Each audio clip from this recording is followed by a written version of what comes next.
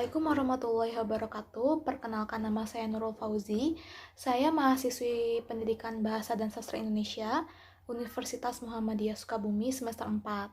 Nah, saya di sini akan mempresentasikan mengenai esai saya yang berjudul Ekranisasi pada Cerpen Doa yang Mengancam pada tahun 2002 dan film Doa yang Mengancam pada tahun 2008. Pertama-tama saya akan menjelaskan dahulu secara umumnya sastra itu apa.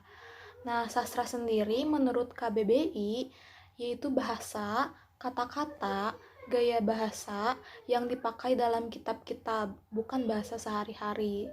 Nah, jadi bisa dirangkum bahwa sastra itu juga bisa disebut ungkapan spontan dari perasaan yang mendalam. Nah, dalam sastra pun kan cakupannya sangat luas ya, sangat banyak sekali.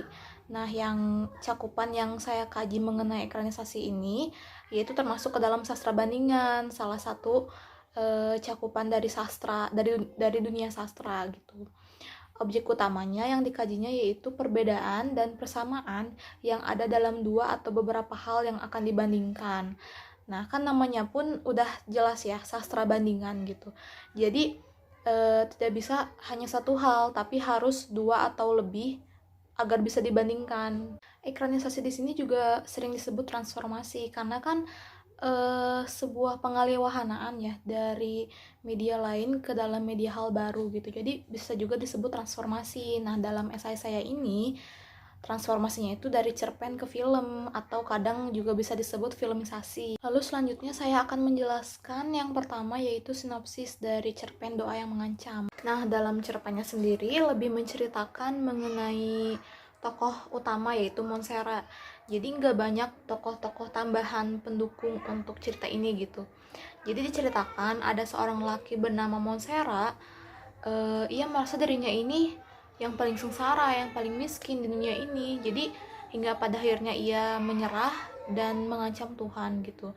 Ia mengancam kepada Tuhan bahwa jika sampai esok matahari terbit, nasib ia belum juga berubah, ia mohon ampun akan meninggalkan Tuhan, katanya.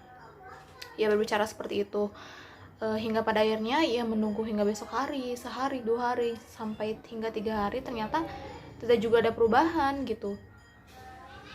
Sampai pada akhirnya hujan deras menghampirinya, lalu ia tersambar petir hingga ia ditemukan oleh seorang saudagar kuda bernama Sinaro. Nah, monster ini dibawa ke rumahnya nih. Lalu ia melihat sebuah foto keluarga Sinaro. Ia bertanya, ini siapa? Aku pernah bertemu dengan dirinya di Rodamar, katanya. Sinaro dengan keluarganya tidak percaya, itu memang keluarganya, tapi telah hilang 10 tahun yang lalu, katanya. Lalu percaya tidak percaya, Sinaro dengan keluarganya menghampiri Rodamar, dan ternyata dia masih hidup gitu. Lalu berita itu tersebar. Ada seorang lelaki yang bisa melihat masa lalu, bisa melihat orang sedang ada di mana hanya melalui fotonya gitu. Lalu nasib Monsera berubah. Ia menjadi kaya raya, lalu ia menghampiri ibunya. Ia ingin tinggal bersama ibunya, ia ingin mengajak ibunya untuk pindah gitu.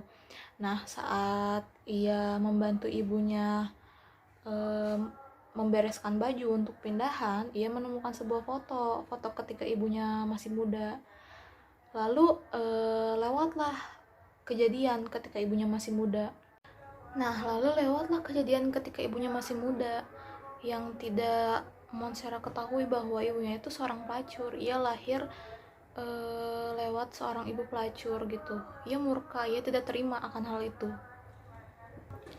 Lalu ia mengancam Tuhan kembali, namun tak kunjung dikabulkan. Lalu ia berpikir, jangan-jangan selama ini mukjizat yang telah ia punya ini bukan datang dari Tuhan, melainkan dari setan gitu. Nah, lalu ia mengancam setan. Ia berkata kepada setan, jika kau yang telah memberi mukjizat ini, tolong hilangkan hal ini. Aku ingin kembali kepada manusia biasa, katanya. Kalau kau tidak mau melakukannya, aku akan kembali mengabdi pada Tuhan, katanya. Nah, lalu tak lama seketika hujan turun deras. Monsera kembali terkena petir. Lalu paginya orang-orang menemukan tubuh Monsera yang hangus dan mati suri. Tidak lama ia bangun kembali dan ternyata ia menyadari justru bukannya mukjizatnya hilang, malah nambah gitu. Malah ia bisa melihat kejadian di masa yang akan datang hanya dengan melihat orang tersebut. Sampai berita itu tersebar ke seluruh negeri, nyampe pada akhirnya ia sudah kaya, semakin kaya lagi. Nah, sampai suatu saat ia merasa lelah dengan kekayaannya, namun ia merasa tidak bahagia. Ia bercermin, lalu ia melihat kejadian seorang lelaki yang sedang berjalan di malam hari ditodong oleh seorang penjahat, dibunuh, ditusuk oleh penjahat tersebut. Lalu ia menyadari itu dirinya, ia akan mati dengan keadaan tersebut. Ia tidak ingin mati seperti itu. Namun kali ini Montserrat tak tahu lagi kepada siapa ia harus berdoa. Nah, dalam filmnya sendiri pun temanya sama, ceritanya pun sama, namun hanya ada peluasan gitu. Penonton lebih diberi penjelasan mengenai yang lain-lainnya. Tokoh-tokohnya pun nama-namanya pun berbeda. Seperti tokoh utamanya diganti menjadi Madrim. Di sini lebih dijelaskan mengenai orang-orang sekitarnya gitu, tidak hanya ibunya saja. Lalu selanjutnya ada perbedaan tokoh penokohan dalam cerpen dan film Doa yang Mengancam nih. Yang pertama ada Montserrat, tokoh utama dalam cerpen, lalu Madrim, tokoh utama dalam film. Yang kedua ada Sinaro, yaitu saudagar kuda yang menolong Montserrat ketika terkena petir yang pertama kali, juga pejabat daerah yang menolong Madrim ketika terkena petir yang pertama kali. Lalu juga ada hadirnya tokoh-tokoh lain di dalam film. Yang pertama ada Kadir, temannya Madrim. Yang kedua ada Leha, istri Madrim. Yang ketiga ada Tantra, buron kerah putih, yaitu yang memanfaatkan Madrim ketika Madrim mempunyai mukjizat tersebut. Juga terdapat perbedaan latar tempat dan latar waktu dari kedua cerita ini nih. Yang pertama dalam cerpen ada kota Ampera di negeri Kaliana, yaitu kampung halaman Montserrat. Yang kedua ada negeri Salaban, tempat Sinaro berada. Yang ketiga ada Rodamar, yaitu tempat di mana Montserrat mengetahui kerabat Sinaro yang hilang. Nah, kalau dalam film ini hanya satu nih latar tempatnya, yaitu di Cikundul, Banten Selatan. Lalu juga ada latar waktu yang berbeda nih. Yang pertama dalam cerpen, Montserrat berkelana selama seminggu. Sedangkan dalam film, Madrim berkelana hanya 3 hari. Juga ada adik Sinaro yang hilang selama 10 tahun.